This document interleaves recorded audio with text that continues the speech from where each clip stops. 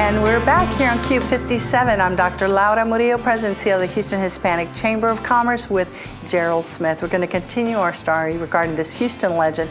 Gerald, again, I want to thank you on behalf of the Chamber. Anytime I've called upon you or asked you to join us, you make time. I know you're extraordinarily busy with your business, your family, and all of the many things you've engaged with here in the Houston area.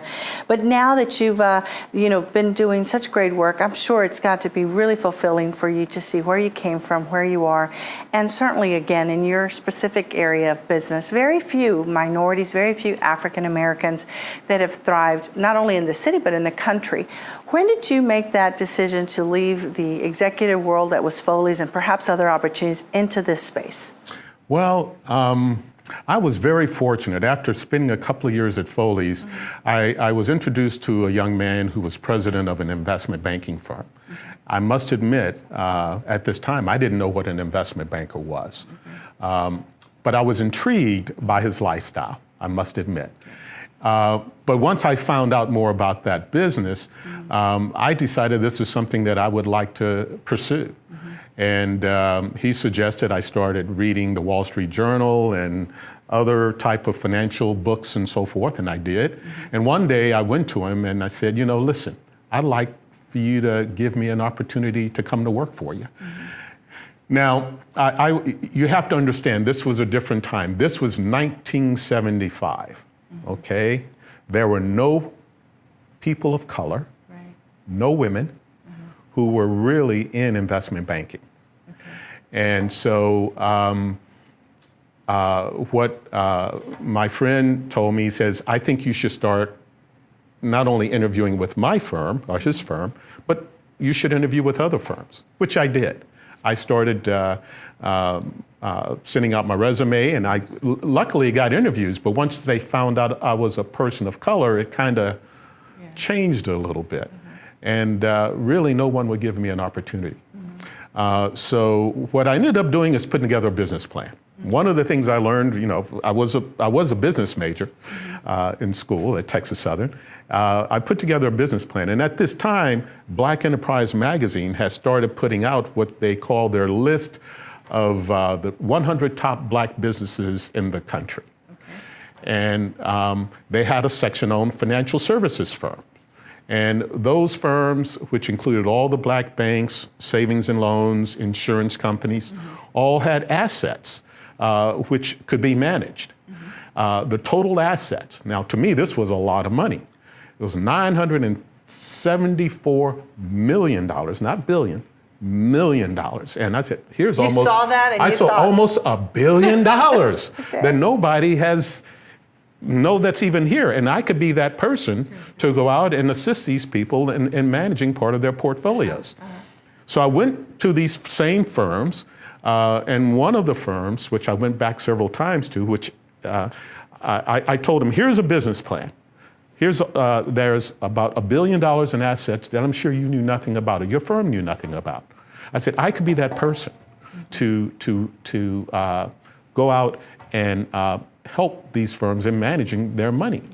And I said to him, I said, I think the only reason why you won't hire me, quite honestly, is because I'm Black. But if it's something else where it makes sense to me that you don't think I can make it and you give me a valid reason, you never have to hear from me again. Because I knew they were tired of me knocking on the door. One thing is, I was very persistent. But I said to him, if I'm right, if the only reason why you won't hire me is because I'm Black, I expect for you to give me the opportunity. And he said, okay, you're hired. And that's how I got in the door. So I started off working with some of these Black institutions, but I also called on banks and insurance companies and savings banks in New England. So it was a very interesting start. But it was also after that I realized that after a period of time that if I were going to be in control of my own destiny, my goal was eventually to have my own firm. But having that opportunity created for me the opportunity to move to New York, work on Wall Street. I was the first African American to have a seat on the New York Futures Exchange back in 1982. I worked for a guy by the name of Nick Brady, who became Secretary of Treasury under Bush 41. Yes. Again, I was there. I was at Dillon Reed company I went to work for. Douglas Dillon was the Secretary of Treasury under Kennedy. Wow. And Nick Brady obviously became Secretary under Bush 41. Yes. But very prestigious old firm. But then after a while decided it was time to come back to Houston and start my own firm. And it sounds like, Houston's all the better for it. And Absolutely. Certainly you've served as a role model. And I'll ask you a question as we wrap up here in terms of a legacy for your children and your 2 grandchildren, the 2 boys. What would you like if you could choose your legacy to be for those young children and grandkids? Laura, one of the things that to me is making sure that we always focus on giving back. One of the things that we've established at Texas Southern, we do have the Center for Entrepreneurship and Innovation. And it's called the Smith Center for Entrepreneurship and Innovation.